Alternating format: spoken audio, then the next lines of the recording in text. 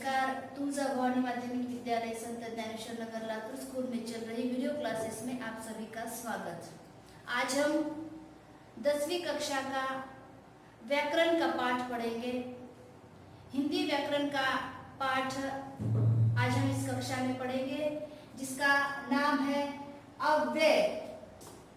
अव्यय हम जिसे कहते हैं, तो शब्दों के दो भेद होते हैं।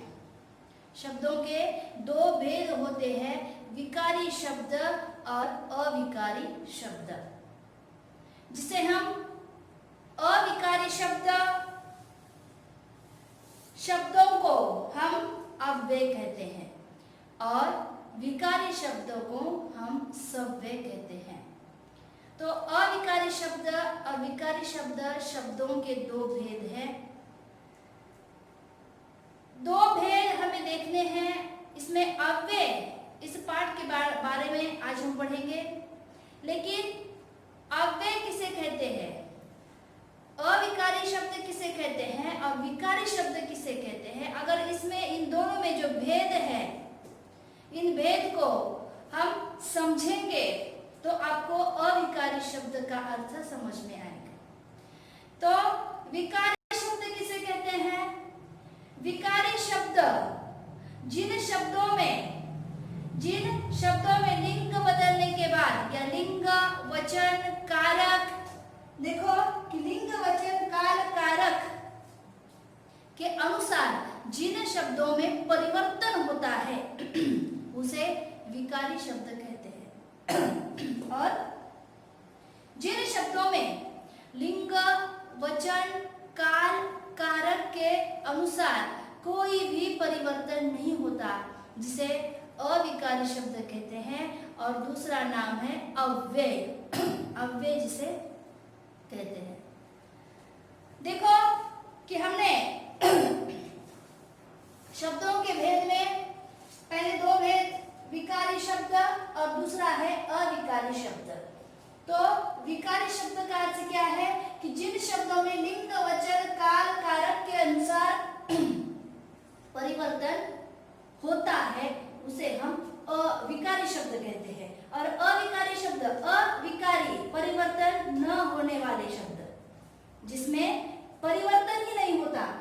कौन से घटकों में? जैसे देखो कि लिंग वचन काल कारक, इसमें परिवर्तन नहीं होता, शब्द वैसे ही स्थिर रहता है, उसे हम अव्यय कहते हैं, अविकारी शब्द।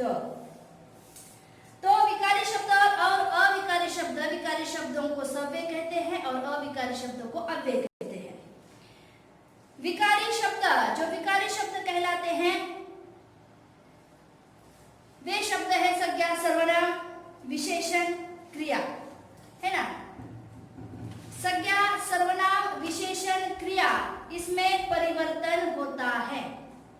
इसमें परिवर्तन, जैसे कि रूपों में परिवर्तन होता है। कौन से रूपों में परिवर्तन होता है? देखो, संज्ञा सर्वनाम विशेषण और क्रिया। संज्ञा सर्वनाम विशेषण और क्रिया। संज्ञा सर्वनाम विशेषण क्रिया में परिवर्तन होता है।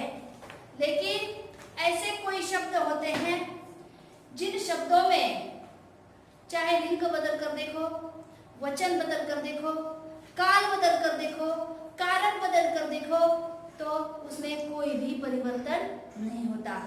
हमें अब उदाहरण लेना है, अव्यय किसे कहते हैं। तो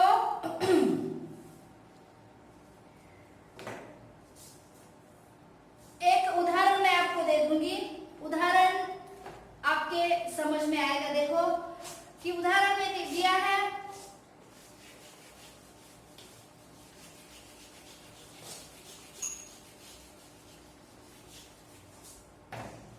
कि लड़का फौरन खड़ा हो गया। उदाहरण है लड़का फौरन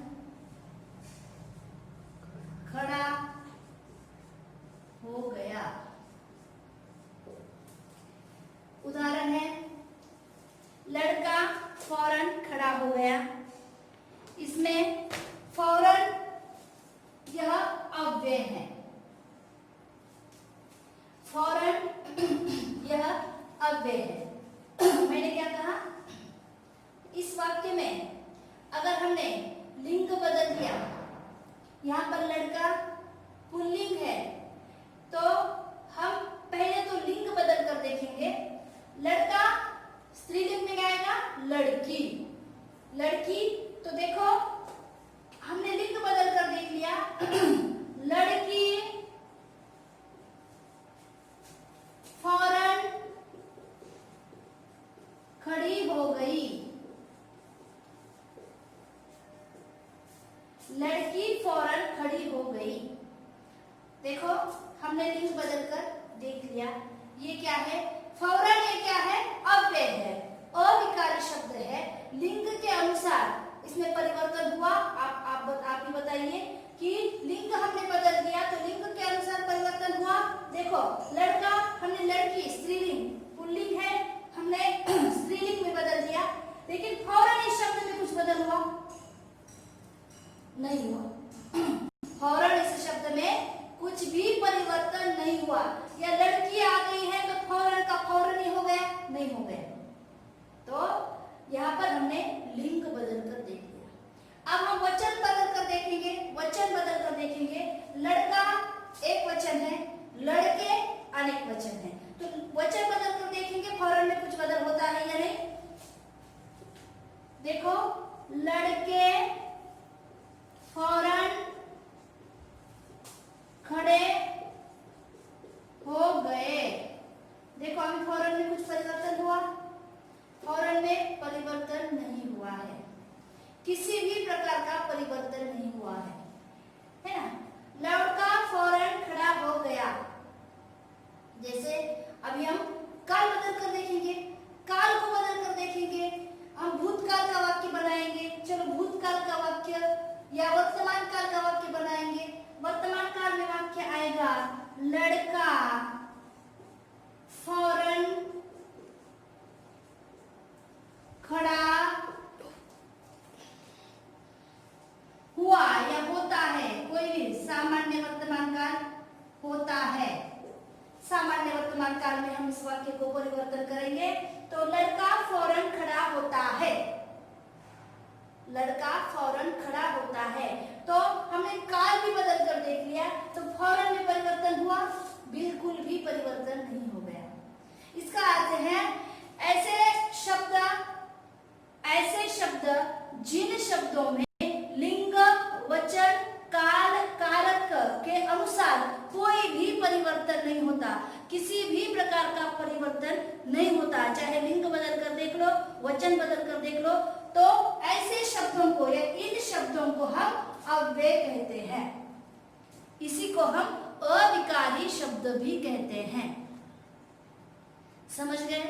तो इस प्रकार अविकारी शब्द, विकारी शब्द है ना, संज्ञा है, सर्वनाम है ना, विशेषण है, इसमें परिवर्तन होगा। लेकिन ऐसे कुछ शब्द होते हैं जिन शब्दों में लिंग, वचन, कारक के अनुसार कोई भी परिवर्तन नहीं होता। तो फिर से हमने वचन बदल कर देख लिया, लिंग बदल कर देख लिया, इसमें परिवर्तन नहीं हुआ। इसका अर्थ है कि जिन शब्दों में लिंग, वचन, क्रिया, काल के अनुसार कोई भी परिवर्तन नहीं होता, उसे हम क्या कहते हैं? अव्यय कहते हैं। तो इसी अव्यय के कुछ भेद हैं। अव्यय के भेद हम भी देखेंगे, जैसे क्रिया विशेषण अव्यय है, संबंध सूचक अव्यय है, समुच्चय बोधक अव्यय, विस्मय आदि बोधक अव्यय, क्रिया विशेषण अव्यय है ना। इन भेदों को हम देखेंगे कि अव्यय के भेद और अव्यय के जो भेद है उसके जो वाक्य हैं, जो उदाहरण हैं, जो आपके समझ में आसानी से आ सकते हैं। क्रिया विशेषण अव्यय है, समुच्चय बोधक अव्यय है, संबंध सूचक अव्यय है, विस्मय आदि बोधक अव्यय है।